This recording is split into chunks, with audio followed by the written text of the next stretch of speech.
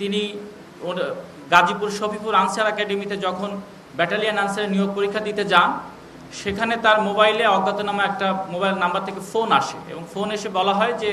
তার কিছু সমস্যা আছে, কিন্তু তাকে ব্যাটালিয়ান আনসারের চাকরি তার হয়ে যাবে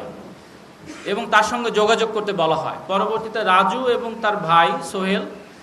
ওই অজ্ঞাতনামা ফোনে যোগাযোগ করলে তিনি নিজেকে সেনাবাহিনীর একজন উচ্চপদস্থ অফিসার হিসেবে পরিচয় দেন এবং মেজর সোহেল নামে পরিচয় দেন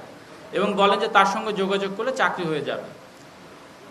পরবর্তীতে তারা তার সঙ্গে দেখা করলে তারা তাকে তাদের গাড়িতে করে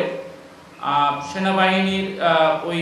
মেজর সোহেল, কথিত মেজর সোহেল এবং তার সঙ্গে আরও কয়েকজন সদস্য, তারা তাদেরকে গাড়িতে তুলে এই ভুক্তভোগী রাজু এবং তার ভাই সোহেলকে তারা মিরপুরে নিয়ে আসে এবং সেখানে এনে একটি হোটেলে তারা নিয়োগের